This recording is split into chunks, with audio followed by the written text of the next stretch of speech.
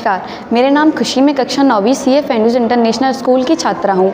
आज मैं vocal for local के बारे में बात करूँगी। इसके साथ ही साथ महिला और बाल विकास के बारे में भी बात करूँगी। पहले वोकल फॉर लोकल के बारे में बात कर लेते हैं। वोकल फॉर लोकल यह एक नारा ही नहीं बल्कि यह एक अभियान है। यह अभियान हमें हमारे देश के बने उत्पादनों को खरीदकर और उनका गर्व से प्रचार करने के लिए प्रेरित करता है। लेकिन अभी भी लोग वोकल फॉर लोकल का पालन नहीं कर रहे, क्योंकि अगर किसी भी व्यक्ति ने किसी वस्तु को खरीदा और वह शीघ्र ही खराब हो जाती है तो लोग उसे लोकल का नाम देते हैं और उसकी छवि को धूमिल कर देते हैं। लेकिन हमें लोकल कहने से पहले ये सोच लेना चाहिए जिस चीज़ को हम लोकल कह रहे हैं वह हमारे भारत की ही बनी चीज़ है। लेकिन लोग उसे ये ना सोचकर ये हमारी भारत की, इसे लोकल कहते हैं और उसकी छवि को भी धूमिल कर देते हैं।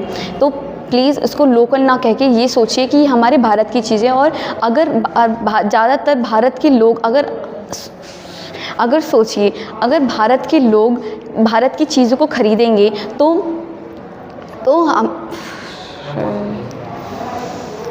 सोचिए, अगर हर एक भारतीय हमारे देश की बनी चीज़ों को ही खरीदता है तो उससे हमारे देश की इकोनॉमिक पे भी असर पड़ता है। और अगर आप ज़्यादा से ज़्यादा सामान खरीदेंगे तो हमारे देश के मज़दूरों और कारीगरों की मेहनत को भी सम्मान मिलता है। तो प्लीज़ वोकल बनिए लोकल के लिए।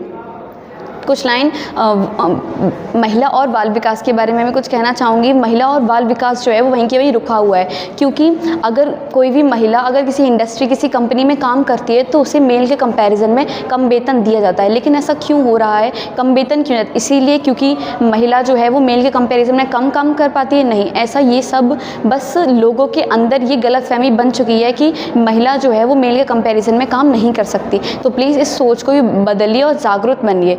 धन्यवाद, आपका बहुत बहुत आभार कि आपने मेरी बात को ध्यान से सुना। धन्यवाद।